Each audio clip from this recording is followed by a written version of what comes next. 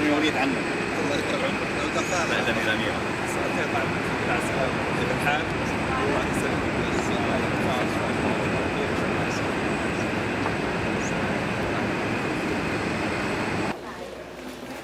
My friend, how are you? Good to see you. Good to see you. How are you? Doing very well, Your Royal Highness. Miss Ameerah. Very nice to see you, Your Highness. Great honor. Thank you. Great honor to have you here. Hello, I'm Trillis. He's our CEO. Mr. Forbes. So we didn't know whether you were going to make it. No. I'll make one for you. But Mark is the rest are warm-up bags. Wait, to that extent, I think something happened in the evening. Yes. Yes, in the city holding right now, it's down to $200 billion, but down from 800 billion. So it represents a small portion right now relative to the core city group. That is. And very, very impressive. One of the nicest people.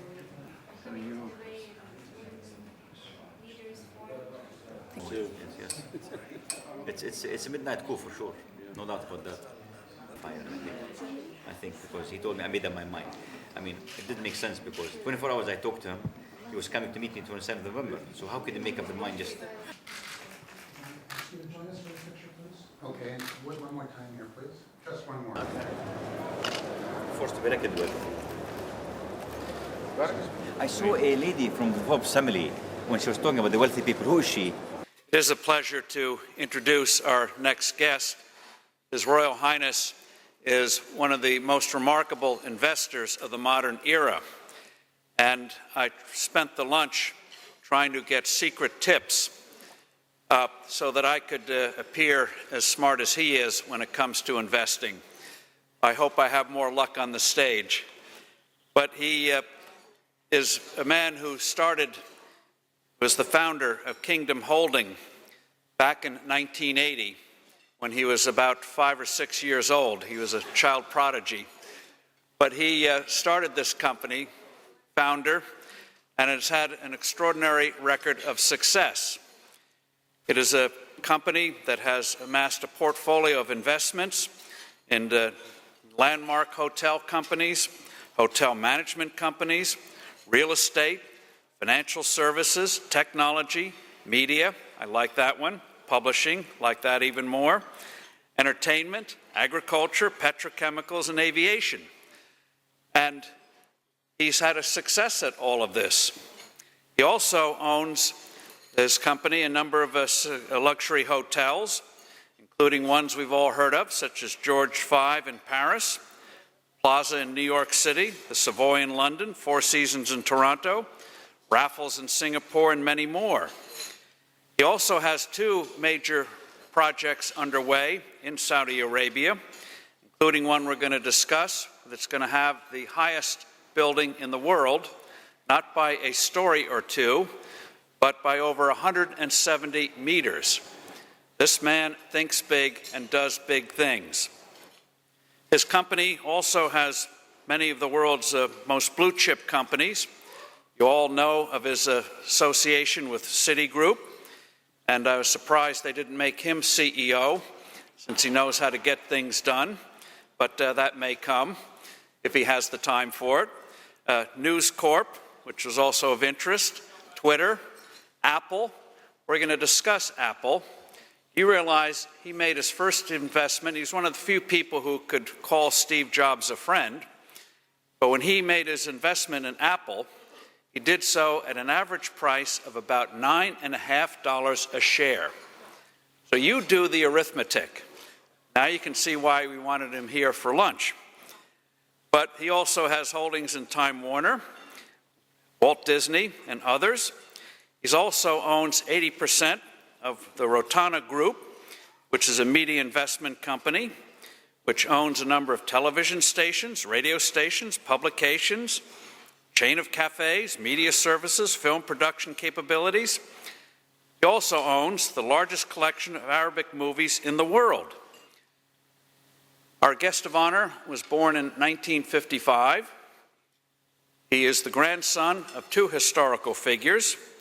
One is King Abdulaziz Alsaud, who is the founder and first ruler of Saudi Arabia, and also the grandson of Riyad Alsaud, the iconic statesman in Lebanon's drive for independence and its first prime minister. So the genes of ability run very thick with this man. He's also married to an extraordinary wife, Her Highness Princess Ameerah. She's a vice chairman of one of the Prince's foundations, and one of the tasks that she undertakes is pursuing empowerment for women in Saudi Arabia. So this is the ultimate couple in the world. Philanthropic, entrepreneurial, willing to take on difficult tasks, and also an ability to be foresighted. So please join me in welcoming His Royal Highness. We know we'll learn a lot from him, which will make the real lunch come now. Lunch combined with dessert, a man of real substance, insight. Please welcome our special guest.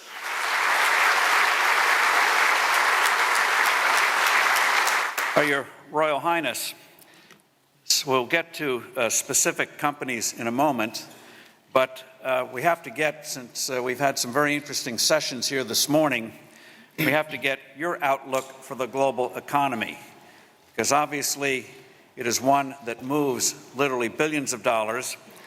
And if your brain says the world economy is good, I'll be happy. If you see problems out there, then we know we've got a real task ahead of us. So please give us your insights. Thank you, my friend Steve, for having me in this incredible forum. I'm glad to be with this gathering. As for the world economy, as you well know, and as we've been discussing during lunch, actually the crisis began in 2007. Not many people noticed that, but the early indications began in 2007. Clearly, the major meltdown took place in 2009 and 10, and we just began seeing some stabilization in 2011. 2012, we are seeing early indications of some solutions. Having said that, it's like a person getting out of intensive care unit and still in the hospital, didn't even go out yet. We still have many potential hiccups that could come up. Greece, although to a certain extent the fire is being extinguished over there, but I'm not sure the fire has been completely extinguished. But let's put Greece aside right now. The real big problem, if it happens in Spain or Italy, these are really big ticket items. If these, God forbid, erupt, then you have problems. But having said that, I believe having the new central bank boss over there is a strong leader and is able to control things, and he is injecting some leadership into that situation. So all in all, we're still, although we're out of the intensive care unit, I'm not sure we're out of the woods yet, and still a lot of work is needed. China, God forbid, also could have a hard landing, although the early indications that they are having a soft landing. God forbid, if something happens in the Gulf, whereby the Hormuz Strait is shut down, although the impact is not as before because the United States and Europe is less dependent on the Strait of Hormuz, this also could wreak havoc in the economic system. So we are still very, very fragile, yet hopeful that things will improve in 2013 and thereafter. Let's pretend for a moment that the next president of the United States wisely calls you up. What would you tell him should be his top priorities? Well, for you who didn't read the Forbes Arabia in English, Mr. Forbes already said ex-President Obama. So he already called the election. Having said that, no matter who wins, frankly speaking, it is very important to face head-on the humongous and the major issues that the United States is facing. $16 trillion, although in U.S. standards, even U.S. standard is high, but still manageable. And $1 trillion of deficit annually for perpetuity also is not sustainable. I believe no matter who's elected, whether it's Obama or Romney, and also no matter who's elected in the Congress, be it in the House of Representatives or the Senate, it's very important to have a cooperation between both parties to get the United States out of this, the problem it's in right now. It's a big hole, But it's a political problem. It's not an economical problem, because the United States can weather out even the $16 trillion hole that they're in right now. I think this political power is there. If Congress could cooperate with the president, exactly like Reagan cooperated with Tip O'Neill. He was the House Speaker of the during the era of Reagan. Clinton used to cooperate very well with Gingrich. So there are precedents whereby both parties cooperate for the sake of the United States. And the problems then were maybe different and different magnitude, but still they had big issues and they were able to cooperate. So no matter who's elected, I have to talk to both either the president or those who gain in the Senate and House of Representatives to get the House in order together and move ahead the United States. Are you optimistic about the future of the United States? Yeah, I always say that the United States is down but not out. The United States is the leader of the world, is going to lead the world for next 20, 30, 40 years for sure. Look, the United States has there are three major powers, three major ingredients of power. You need the military power, economical power, and moral power. Moral power is the United States for sure. The military power is there, but the economic power is very crucial because it backs up these two other powers. The credibility of the United States will be at stake if its economically is weak. So it's very important to get the economical house in order in the United States, so it becomes again the locomotive of the whole world in the future. Look at the United States, look militarily, for example. The United States has 11 aircraft carriers. The whole world has 10, including the one that China just finished right now. So it shows you the military power that the United States has. The economical power of the United States also is tremendous. Its GDP is way beyond the second runner right now, which is Japan or China. So we are way ahead of everybody else. So although China is coming very strongly, and it may overtake the United States in the total GDP, maybe next 10, 20, 30 years because of the population number that they have, but for them to take you in GDP per capita, which is qualitative, more important than the GDP itself, is going to take more than 100 years for it to be there. So the United States is way ahead of the whole European Union, Japan, China, and the whole world, but it needs to get this house in order economically speaking. Your Royal Highness, how would you describe your investment strategy? How do you put your portfolio together? Well, we are a holding company that we are invested in 13 arenas, such as financial services, real estate, hotel management and hotel real estate, technology, petrochemicals, aviation, agriculture, media, entertainment, and your favorite publishing, obviously. And obviously, we do have also a private equity entity that moves very dynamically and aggressively whenever a deal such as Twitter materializes. And we have an African fund that takes care of all Africa. So really, it's a very diversified portfolio that covers the 5 continents in its global reach.